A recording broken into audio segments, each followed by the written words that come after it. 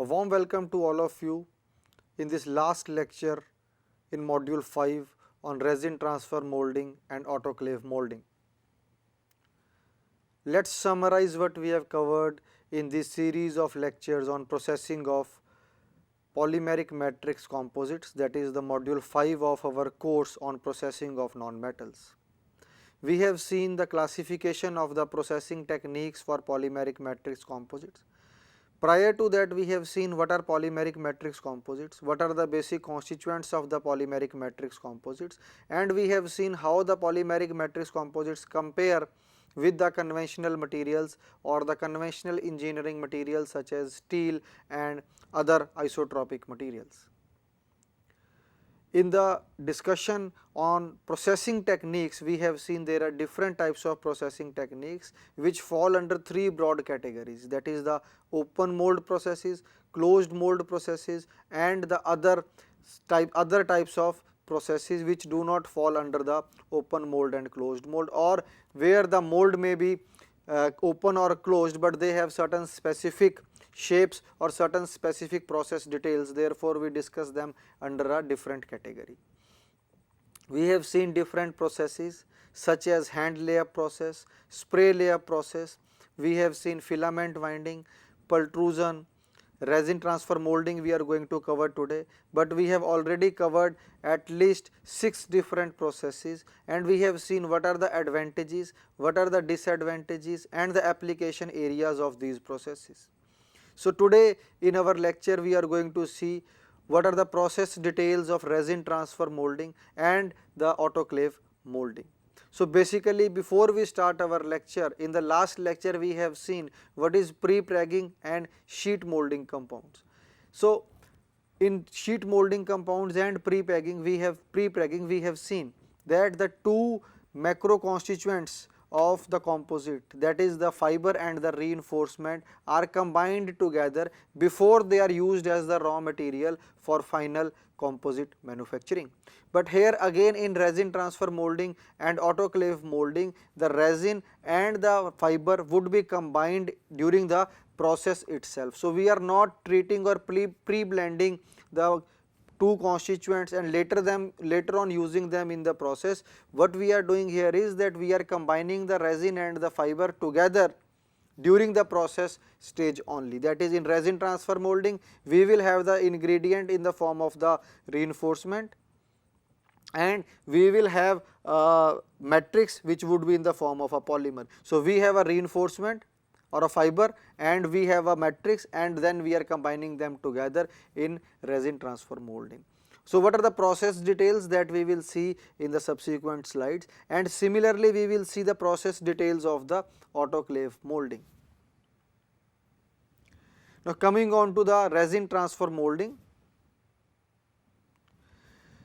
This diagram we have seen in most of our lectures on processing of polymeric matrix composites. So on your screen you can see we have open mold processes, closed mold processes and other type of processes for the processing of polymeric matrix composites. So today our focus is on resin transfer molding, which is a closed mold process, and the autoclave method, which is a open mold process. So again, because we are coming to the end of this particular module, that is processing of polymeric matrix composites, I want to emphasize once again the difference between the open mold process and the closed mold process. So we have already covered, if we summarize what we have already covered, we have seen the hand layup process and the spray layup process. Also we have seen compression molding and injection molding, which are the closed mold processes, and we have studied the basic details and the process details, applications, advantages and limitations of pultrusion as well as those of the filament winding. So we come to the end of this particular module with discussion on resin transfer molding and the autoclave method. Resin transfer molding. Resin transfer molding is a closed molding process. It is also known as liquid transfer molding process. So liquid transfer molding or resin transfer molding, basically the principle is that we have a metallic mold. In that mold we will keep our reinforcement as in the previous lectures we have seen the reinforcement can be in terms of long fibers, it can be in terms of short fibers. The fibers can be in a matte form or they can be in a tape form. So we will place our reinforcement in the mold prior to the injection of the resin. Then when the reinforcement has been placed, it can be placed in 2 dimensions, it can be placed in 3 dimensions also, and finally the resin will be pressurized into the mold along with the catalyst and the additives and other filling materials or other filler materials. So we have the reinforcement already in place, which has already been placed in the mold, and now we are pressurizing the resin into the mold. The resin will flow because it has viscosity and it will fill the mold cavity, and finally the whole resin and the reinforcement will be cured, and after curing the molds will open and the final product would be taken out. So we would be trying to understand the basic principle of resin transfer molding. So why I have emphasized this without the help of a diagram, just to emphasize or just to clear the name resin transfer molding. In case of hand layup process also we use 2 flat plate molds, it is a open mold process and we lay up the reinforcement and apply the resin with the help of a brush. The polymer is applied with the help of a brush, and we have already mixed the hardener and the resin with in order to cure the polymer. So basically what are we doing here? We are again doing the same thing. We are placing the reinforcement in the mold and pressurizing the resin. In case of hand layup process, we apply the resin by hand. In case of resin transfer molding, we are supplying the resin at a pressurized level. So we are pressurizing the resin towards the reinforcement. So the basic principle is of combining the fibers and the resin together to make a composite material, but this particular process has got its specific application which we would be seeing in the subsequent slide. So I think by this particular summary, the name itself has clarified that what is there in the process. The reinforcement is there in the form of fibers. Fibers can be woven, they can be in unidirection or they can be in the tape form, and even the chopped fiber mat can also be used as a reinforcing material. We have a reinforcement and we pressurize the resin towards that reinforcement in the mold cavity, and when this assembly of the reinforcement and the resin would cure, finally we will get a composite product. So with this summary, let us start discussing point by point. Resin transfer molding is a closed molding process. The mold would be made in 2 halves, upper half and the lower half of the mold, and the mold would close to form a mold cavity. So it is a closed mold process. It is also known as liquid transfer molding process because the resin is in the liquid form, it has got certain viscosity and we are pressurizing that resin into the mold cavity. As the name indicates, resin is transferred over already placed reinforcement, which I have already explained. Now let us revise point by point. The reinforcement is already in place, the resin is supplied to the mold cavity where we have already placed the reinforcement. The process is effective for production of structural parts with low cost in low to medium production quantities. So this particular process is not very suitable for large production quantities, from low to medium quantities, but the cost of production is not very high. It is possible to achieve near net shape with controlled fiber orientation. Generally continuous fibers are used in this method. So most probably, or we can say in most of the cases, continuous fibrous reinforcement would be used. So the fiber mat that we are putting inside the mold cavity prior to the injection of the resin or transfer of the resin is in the form of a continuous fiber mat. Now what are the raw materials that are used? The raw materials or the reinforcement materials are glass fiber, carbon fiber, aramid fiber, or sometimes natural plant fibers can also be used. These fibers used can be individually or in the combined form. We can have hybrid reinforcement also. For example, in the warp and the weft we may have different fibers. We can have glass fibers in one direction and carbon fibers in the other direction, or there can be combination of carbon and aramid. So we have hybrid fibers also, fiber mat, or it can be made up of the same material, maybe a glass fiber mat only. Woven mat can be used. Unidirectional mat can also be used, or sometimes chopped strand mat can also be used. So, the fibrous reinforcement that is placed inside the mold cavity can be in different types. It can be woven type, unidirectional type, or any type of reinforcement can be put, but it cannot be, we can say, randomly distributed fibers, because we cannot put all the fibers in the mold cavity without having a proper alignment or without having a proper placing, because when the resin will be injected, it will push all the randomly oriented fibers towards one direction. So, that we do not require. So, what basically is required is that the fiber should be placed in the form of a matte form, so that the fiber wash does not take place. So, what is fiber wash, that we would see in the subsequent slide, but just now in this particular slide one point is very clear, that different types of fibers can be used for resin transfer molding. Another point that is clear is that the fiber should be placed properly inside the mold cavity in the woven matte form or in the unidirectional tape form.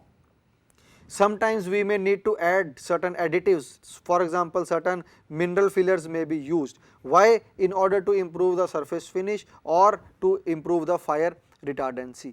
We want to make our composite which is retardant to fire, we need to add certain fillers. So, these fillers or mineral fillers can also be added to improve the surface finish. So, whatever ingredients we want to blend together in order to make a composite material, these ingredients can be put in the mold cavity. Sometimes these fillers or additives can also be added to the resin prior to being injected or transferred into the mold cavity. So, we have to blend, as in one of the previous lectures on the introduction to the polymeric matrix composite, it was emphasized that these particular materials have a tailorability or tailor made properties, which means that these materials can be tailored depending upon the specific design requirement. So, if we have a specific requirement, we can tailor the material. So, if we have basically there are two macro constituents in a composite, that is a reinforcement and a matrix, but sometimes some additional fillers, some additional chemicals or some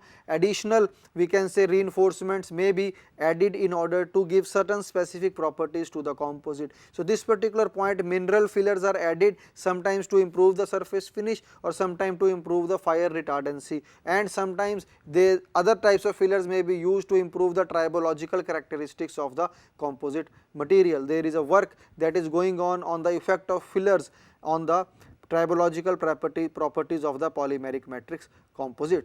So, what type of matrix can be used in resin transfer molding? We can use epoxy, methyl methacrylate, polyester, polyvinyl ester, phenolic resin. Different types of matrix materials can be used. As we have seen, there are different types of reinforcement materials, there can be different types of matrix materials also. So, on your screen you can see the procedure of resin transfer molding. So, once again I want to revise that what is the basic steps involved in the resin transfer molding procedure.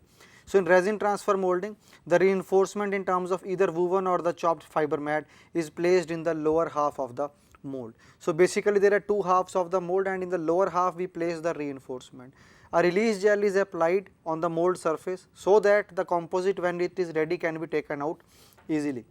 The mold is properly closed and clamped. So, in this particular case we have the reinforcement which is already placed on the lower half of the mold, and the resin is injected inside, and the resin and the reinforcement, they totally cure into the final composite product. So, as in the hand layer process, I have already told, in hand layer process also we are laying the reinforcement and then we are applying the the matrix in the form of resin with the help of a brush.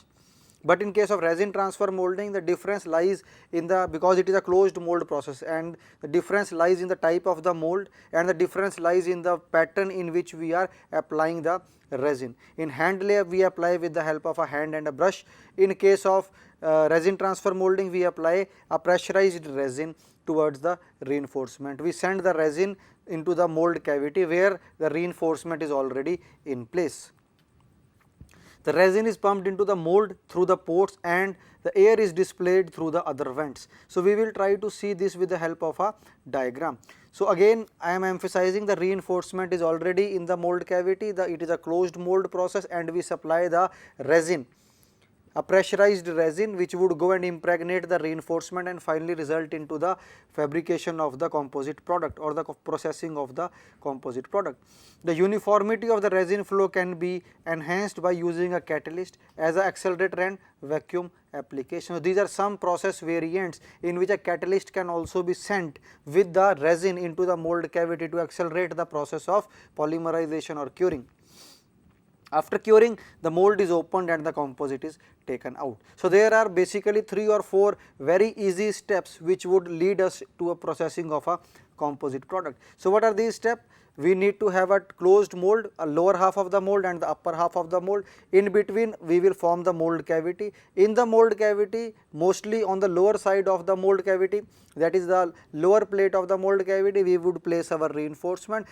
We would be, before laying the reinforcement, we would be applying the release gel so that the composite can be taken out. The release gel will be sprayed on the mold cavity before doing the total processing steps, that is before going for the processing of composite using the resin transfer molding.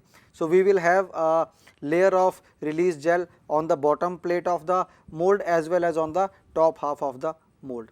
So, a release gel is applied, the reinforcement is placed, the mold is closed and the resin is injected through the ports. The resin goes and displaces the air which is already present in the mold cavity. The air comes out of the vents which are already present in the mold cavity.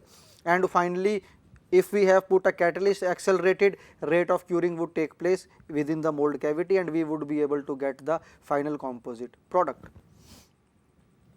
So, whatever procedure we have discussed, now we will try to understand it with the help of a very simple diagram. On your screen you can see there are 2 ingredients that would go into the processing of the composite product. This is a, you can say, storage for the resin and the catalyst container. This is a resin container and this is a catalyst container. So, resin and the catalyst both are through the pump, they are getting pumped into the mold cavity. So, where is the mold cavity? This is the lower mold or the lower half of the mold, this yellow portion on your screen. This is the lower half of the mold and this is the upper half of the mold, and this is the passage for the resin. The resin would be injected at this point. This is the mixing head where the resin and the catalyst would be mixed. So, there are 2 ingredients in case of resin transfer molding, also 2 macro constituents that are required to make the composite product. What are these macro constituents? That is a fibrous reinforcement and the resin. Any polymer can be used as a resin material which would be acting as a matrix in the composite material. So, we have one ingredient here, another ingredient is placed in the mold in the form of reinforcement, but prior to that we would apply a release gel here on the mold surface and we will apply a release gel here at the mold surface. So, a release gel will be applied on both the mold surfaces. The mold cavity which is generated between the upper half of the mold and the lower half of the mold, reinforcement is already placed, the resin is injected through this passage and in the closed mold the final curing of the process, curing of the composite would take place in the process and finally we will get a composite product. So, in this particular case we can see this is the blue portion is the final composite product which has been made by the resin transfer molding. Another thing to understand in this particular case is these points, these are the heating arrangement or the heating element. So, why heating is required? Heating is required to accelerate the rate of curing. So, we will have heating elements in the lower half of the mold, sometimes we can even have heating elements in the upper half of the mold also, and we can do the accelerated curing of the composite product. So, again to summarize, we have already seen the procedure of the resin transfer molding and we have already seen the diagram also, it is there on your screen. So, we can again revise the basic process of resin transfer molding before going into the controlling parameters, advantages and limitations of this process. So, the reinforcement is placed in the bottom half of the mold. The reinforcement can be in the form of woven mat of any material like glass fiber or carbon fiber, or it can be chopped strand mat in which the fibers are discontinuous fibers randomly oriented are available in the mat form. So, any type of reinforcement we can take, the reinforcement will be placed here. Prior to placing the reinforcement we will have a release gel on the mold surface so that the composite can be taken out easily. So, reinforcement is placed here, the 2 halves of the mold would close down, reinforcement is already there, the resin through pump will be, resin and the catalyst would be pumped they will be mixed here and then they will be supplied in the closed mold through this passage. And once the resin has been supplied, heating elements will be on and finally after the heating the curing will take place, and after the curing the two mold halves would open and the composite would be taken out. So this is the basic principle of resin transfer molding. There can be other variants of the process also, but the basic principle would remain the same. Now what are the main components of the resin transfer molding, which we have already seen in the diagram? It is a resin and the catalyst container. There is a pumping unit which is used to supply the resin and the catalyst mixture into the mold cavity. We have a mixing chamber where the resin and the catalyst would mix. There is a resin injector at the point where the resin would enter, or the injection system which will help the resin to enter into the mold cavity.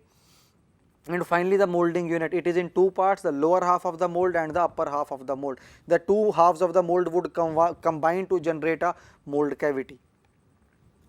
What are the controlling parameters in resin transfer molding? There are few important parameters like the resin viscosity. We have been discussing this for the other processes also, that resin viscosity is very important in the processing of polymeric matrix composites. Why? Because the resin is one of the important constituents of the final composite. If we do not have optimal resin viscosity, we may not get a very good quality composite product. This particular point or a controlling parameter has been discussed for other processes also, such as resin transfer molding, pultrusion and some other closed mold and open mold processes. So one of the important points is to control the viscosity of the resin system, or to have a control over the matrix which would be acting as one of the constituents for the fabrication of the composite product. Again, to revise or summarize, composites are made up of two important constituents, that is the matrix and the reinforcement. And in case of reinforcement, the strength of the fiber is very important. On the other hand, the viscosity of the matrix is also very important. So most of the matrices that we used have to have a very optimal viscosity so that they can be easily blended with the fibers to get a composite product. Injection time is also very important. If we have a large injection time, we may get some problems in the final product. Some of the, we can say, portions would be cured faster as compared to the other portion, and we do not get the uniformity of the properties in the whole composite product. So the injection time, if it is very slow, it creates a problem. It is very fast, the resin will flow at a very fast pace. In a short duration of time, we are filling the whole cavity, there may be a chances that the fibers may get washed with the resin. So that also has to be avoided. So we have to optimally select the injection time as well as the injection pressure also. If it is less, we may face certain problems, so that the composite product that we are finally getting is not of the adequate quality. So if the pressure is very high, still there would be problems. So we have to find out optimal injection pressure at which the the resin would be injected into the mold cavity. Temperature in the mold is also very important, as we have seen in the diagram that the two molds can be heated molds so that the curing process is accelerated. So it is also very important. In one of the processes we have seen that if the temperature control is not exercised, the polymer may get burned and may get stuck to the mold surfaces. So an optimal control of the temperature within the mold cavity is also equally important and is required, so that we get a very good quality composite product. The viscosity of the resin plays an important role in resin transfer molding, which I have already told. Injection time depends upon the viscosity of the resin, that we have already seen that if it is we can say optimally selected, we will get a very good quality product, and if the viscosity is good, the injection time will automatically be adjusted. If viscosity of the resin is high pressure is required, which may cause displacement of the fibers, known as the fiber wash. So basically we have to avoid this problem of fiber wash, that if we apply very large pressure, the fibers may get washed with the resin and we may not get the uniform distribution of the fibers in the final product, which is one of our prime requirements. If all the fibers are collected at one particular point, the area in the composite would become a fiber rich area, and on the other hand we will have certain areas where there would be excess of the matrix or the resin. So ideally we want that the fiber should be uniformly distributed in the final composite product, so that the properties are uniform.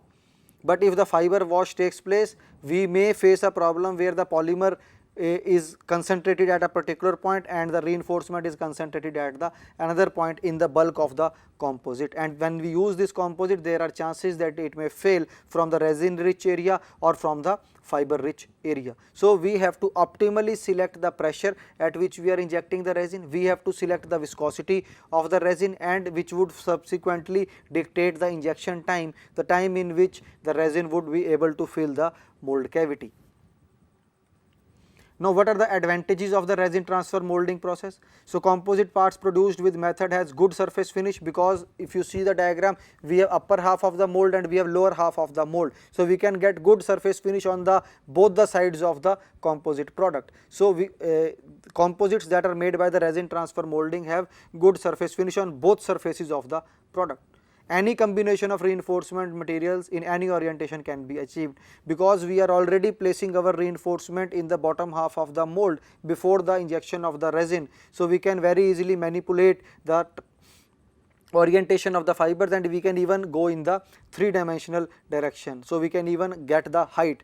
We can get the reinforcement in x and y direction very easily, but here in this case we can have the reinforcement in the z direction also.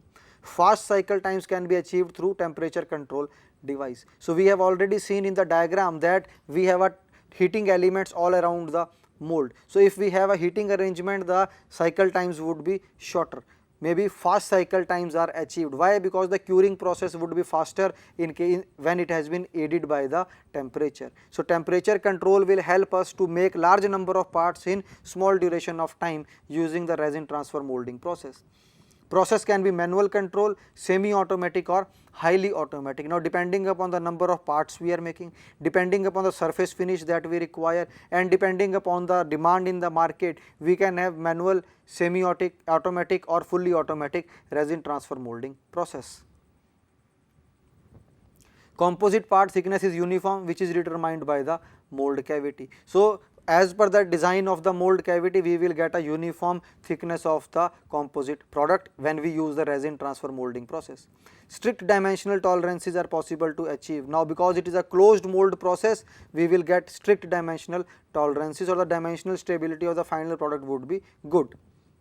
It has the ability to incorporate inserts and other attachments into the molding. So, we are already placing our fibers very judiciously in the lower half of the mold. Now, suppose we want to put certain inserts at certain places in the final product, those can be easily done in the lower half of the mold prior to the injection of the resin. So, we can very easily manipulate the shapes or manipulate our reinforcement, so that those things are available to us in our final product. So, additional inserts can be easily done, or additional attachments can already be added in this particular case, that is resin transfer molding. Now, suppose between 2 or 3 different layers we want additional attachment that can be placed in the lower half of the mold along with the different layers of the fibers prior to the injection of the resin into the mold cavity. So, this is another advantage with resin transfer molding.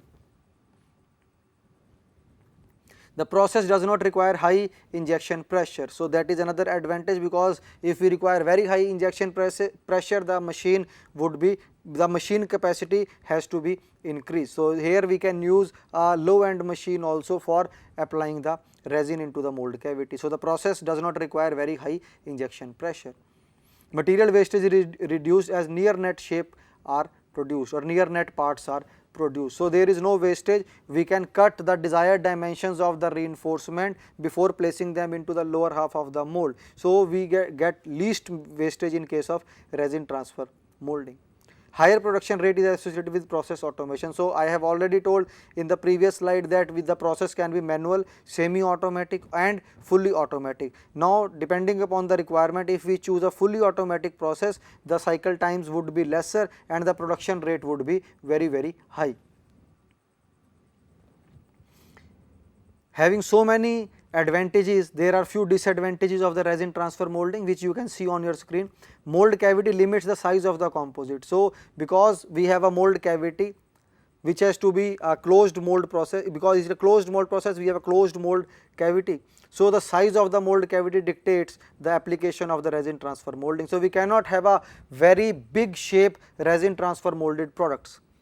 So the shape is one of the, or very size and shape is one of the limitations of resin transfer molding, which is not the limitation in case of the hand layup process. So if we have to make a very huge product, we would certainly go for a hand layup process or a combination of hand layup and spray layup process. But certainly in case of closed mold processes, size is a limitation, and resin transfer molding is a closed mold process. Therefore we cannot process very large size and very complicated shapes with the resin transfer molding. So on your screen you can see the disadvantages. Mold cavity limits the size of the composite. So depending upon the size of the mold cavity, we will get the final product of the composite. The tooling cost is also high, because we have to make a closed mold, and we have to provide a very good surface finish on the mold, because the same surface finish would be translated into the final product. And we have seen one of the advantages in resin transfer molding, that it has got good surface finish on both sides of the, or both surfaces of the composite product, because it is made between the top and the bottom half of the mold. So tooling cost is high, because the mold has to be having very good surface finish. There is limitation on reinforcing materials due to the flow and resin saturation of fibers. So we have to very judiciously select the reinforcement that we are placing on the lower half of the mold, because already we have seen there is one problem of fiber wash. The fibers may get washed with the high pressure of the resin. Another disadvantage can be in terms of selection of the reinforcing material. If the reinforcing materials are very light and it is randomly oriented, the resin may push the fibrous materials into one corner. So this is on the exaggerated scale, but still there may be some damage, some kind of, we can say, problems associated if with the reinforcing materials also, as is given on the screen, the resin saturation of fibers. If we want to have a very high volume fraction of the fibers in the final composite product, it may so happen that all the fibers may not get adequate impregnation. So resin may not be able to wet all the fibers optimally or totally. So if all the fibers do not get totally wet, there may be a problem when the composite product is used. Under loading conditions, the same reasons where the resin has not gone may act as the failure sites. So there are few problems associated with the reinforcement material also in case of resin transfer molding. Now what are the applications of resin transfer molding?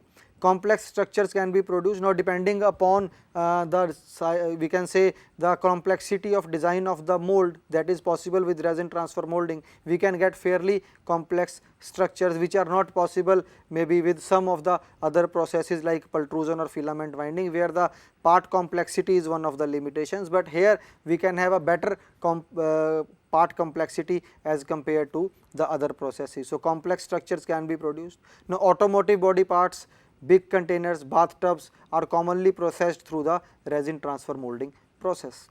So bathtubs, each one of us might have seen that the shape is fairly simple. So that type of shapes can be very easily made by the resin transfer molding. So we will keep the fibrous reinforcement in the lower half of the mold. The two halves of the mold would close. Then from the port, the resin would be injected, and the resin and the fiber mixture would be allowed to cure, and after the curing process, under the application of heat, we would open the mold and finally get the product out of the mold. So this is a very simple process of producing the composite parts. Coming on to the next process that we are going to discuss today, that is called the autoclave molding. In autoclave molding also, what we are trying to do, we are trying to combine the two things together, that is the reinforcement and the matrix. The matrix is in form of a resin and the reinforcement can be fibrous reinforcement. So in autoclave molding, we are finally going to get the composite product. There are different types of autoclave molding processes or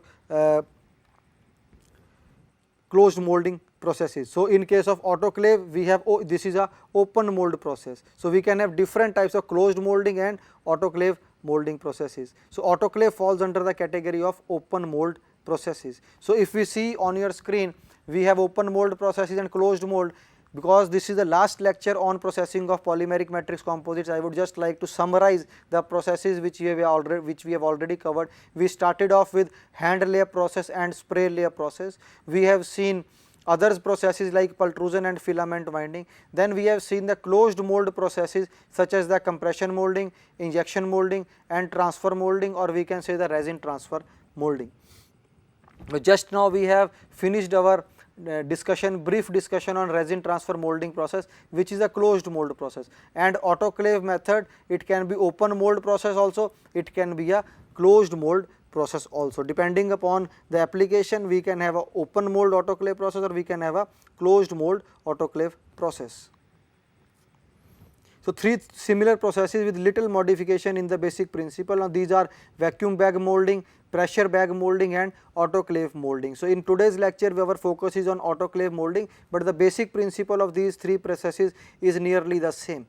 In case of vacuum bag, pressure bag and autoclave, we are applying a pressure and we are applying the heat also. So, under heat and pressure we are going to convert the basic raw materials, that is the fibrous reinforcement and the resin, into a final composite product. In these processes, matrix is uniformly distributed and intimate contact is achieved through the proper bonding between the fibers and the matrix. So, we have seen that in the previous case, that is resin transfer molding, sometimes the resin may not be able to impregnate all the fibrous reinforcement, but here that is an advantage in case of autoclave molding, that we have a full impregnation of the fibers with the resinous material and we get good interfacial characteristic, good adhesion efficiency, and the final composite product that we get can bear, we can say, better mechanical load as compared to those composite product where the impregnation of the fibers has not taken place optimally. So, the raw materials in case of autoclave molding are glass fiber, carbon fiber, aramid fiber. All these fibers may be in the form of unidirectional mat, bidirectional woven mat or mat of randomly oriented fiber. So, we can use the reinforcement in different types, as is clear on your screen. So, we can have a matrix material also. Different types of matrices can be used in autoclave molding process. What are these matrices? We can have epoxy, we can have polyester, polyvinyl ester, phenolic resin. On your screen you can see there are wide variety of reinforcements that can go into autoclave molding process. There are wide variety of matrix material that can go into the resin autoclave molding process. So, we have we can say the process is versatile, we can get different types of composite products with the help of this vacuum bag molding or autoclave molding. Autoclave molding. Autoclave molding technique is similar to the vacuum bag and pressure bag molding technique with some modifications. So, these are three processes which have similar principle, or the principle is, we can say, slight modification here and there and we get the composite product. This method employs the autoclave to provide heat and pressure to the composite product during the curing. So, in this particular case we would be applying both the, we can say, process parameters or the operating variable. The two process parameters are the temperature and the pressure. So, in this case both would be applied to convert the raw materials into the final product. In this method, prepregs are stacked in a mold and in a definite sequence and then sealed to avoid any relative movement in between the prepreg sheets. So, if we have already seen in this module a chapter on prepregging, in which we have seen that prepregs are generated, these are the basically raw material for the subsequent processes. So, how the prepregs are made we have seen. So, these prepregs which are made are now stacked one above the other. These are resin saturated fibers. Already we have the resin and the fiber in the prepreg. Now, these prepregs layer by layer they are stacked together and they are sealed, or any plastic film, sometimes nylon, can be used to seal these stacked prepregs, and then the pressure and temperature is applied so that the resin cures fully and we get the final composite product.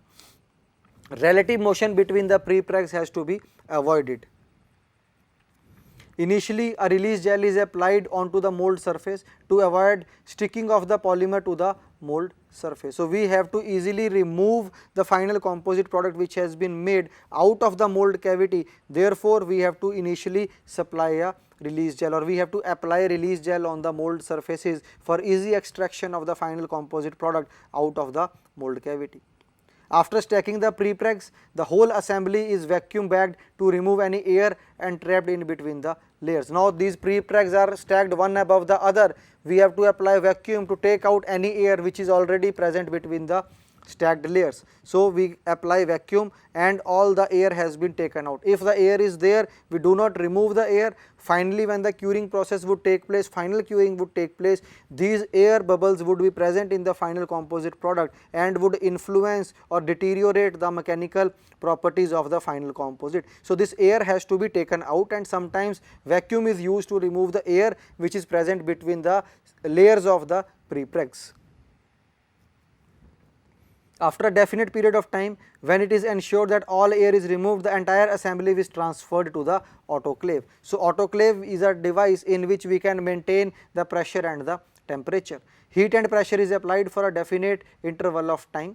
After the processing, the assembly is cooled at a definite rate, and then the vacuum bag is removed, the composite part is taken out from the mold. So the process is fairly simple, but the distinct features are that in this case the raw material is used in the form of the prepregs, and these prepregs can be made up of different types of fibers. As we have already seen, these prepregs can be made up of different types of matrix material. These prepregs are stacked together one above the other depending upon thickness of the final product and the shape of the final product. They are stacked one above the other, and then a plastic film is this whole assembly of the prepregs or the layers of the prepregs or the stacked prepregs are put into a film or a vacuum film, and vacuum is applied to remove any entrapped air in between the prepregs. After all the air has been removed, this assembly or this layered structure of the prepregs or these stacked prepregs are put into the mold or into the autoclave. Autoclave has the temperature and the pressure control. When we apply temperature and pressure, the final curing of the unsaturated polymer takes place, and after the final curing we give some time for the cooling, and finally the vacuum film is removed and we get the final product. On your screen you can see the diagram.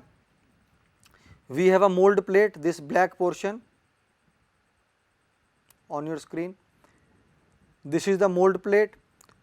These are the two, you can say, bleeders. This is one bleeder, this is another bleeder, and then there are separators.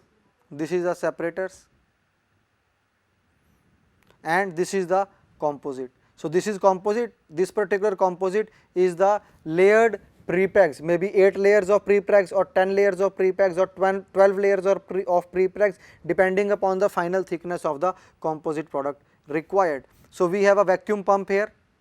So vacuum would be applied to remove all the entrapped air inside the layered assembly of these parts, and finally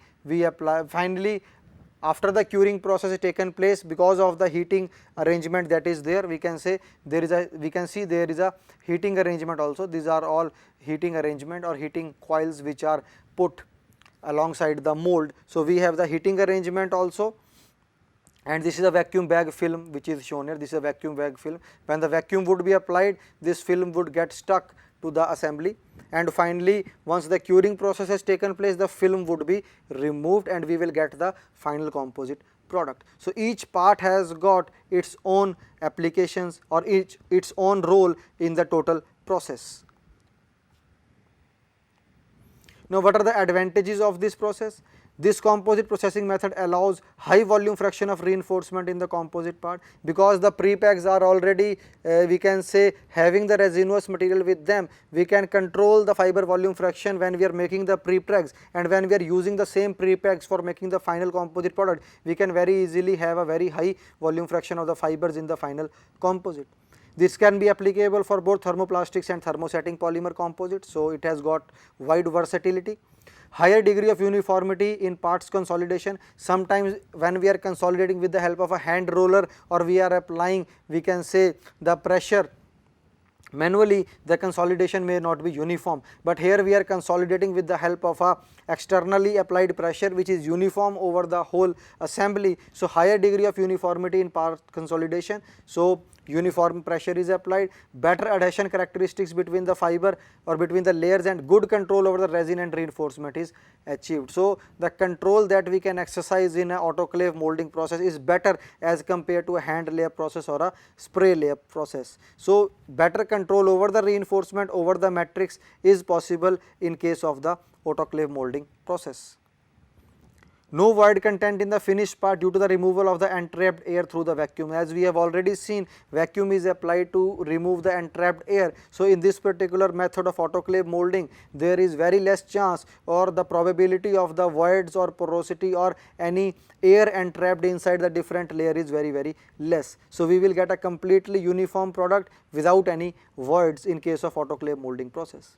If cores and inserts are to be used, there is better bonding of these attachments due to the vacuum bagging process. So, if additional attachments have to be put with the reinforcement in the final product using the vacuum, this further gives a very good quality. So, if on your screen you can see, if cores and inserts are used, that is additional attachments have to be placed in the composite material, there is better bonding of these attachments due to the vacuum bag processing.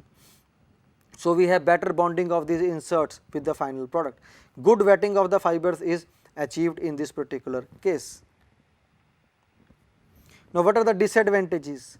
There is a limitation on part size which depends upon the autoclave size. Now, depending upon the size of the autoclave, the size of the final product is dictated. As in the previous process, that is resin transfer molding, we have seen the final size of the product would depend upon the type of the mold that we are using or the shape and size of the mold that we are using. So, in case of autoclave molding also, the size of the product would depend upon the size of the autoclave. It is a costly technique for composite processing as compared to hand layup or spray layup process. Vacuum bag molding maybe vacuum bag molding or resin vacuum bag molding and the autoclave molding may be costlier processes. Similarly, the resin transfer molding may be costlier process as compared to the hand layup process. Rate of production is low and skilled labor is required in this process. So, as we have to apply the vacuum and we have to place the prepregs, so the process takes a little bit of time. So, the rate of production as compared to the other fully automatic processes is limited in case of autoclave molding. Now, what are the applications of autoclave molding? The process is mainly used in applications requiring high strength to weight ratio. So, we can again emphasize that wherever the fiber volume fraction is higher or the process which gives us high fiber volume fraction results in high strength to weight ratio. So, in this process also we have seen the fiber volume fraction is higher as compared to some of the other processes. Therefore, the high strength to weight components can be made using the autoclave molding process. So, aircraft parts, marine, military spacecraft and missile parts can be made by the autoclave molding process. So, with this we come to the end of this particular module on processing of polymeric matrix composites. So, we have covered 10 different aspects in which we have covered the materials aspect of the polymer matrix composites. What are these materials, where are they used, how are they distinct from the other engineering materials. We have seen how the processes which are used for the processing of polymeric matrix composites are classified. These are open mold processes, closed mold processes and others, and then we have seen some of the very important processes which can be used for the processing of polymeric matrix composite. So, we may not be able to complete all the processes, but our focus has been to address at least those processes which are very commonly used for processing of polymeric matrix composites. In some of the processes we may not be able to go into the depth or the details of the process because of the time constraints, but still our focus has been to understand the basic mechanism of the process or the basic procedure of the process, how the process actually takes place. We have seen what are the different setups used for that process. We have tried to understand the procedure used for the process, that what are the steps involved in the process. We have tried to understand the advantages of the process, we have tried to understand the limitations for that process, and finally we have seen that where this process can be applied. So, this particular module on processing of polymeric matrix composite has provided insights into the various techniques used for the processing of polymeric matrix composite. In our subsequent module, our focus would be on other types of advanced materials, and we would see that which are the important processes which are used for those materials. Thank you.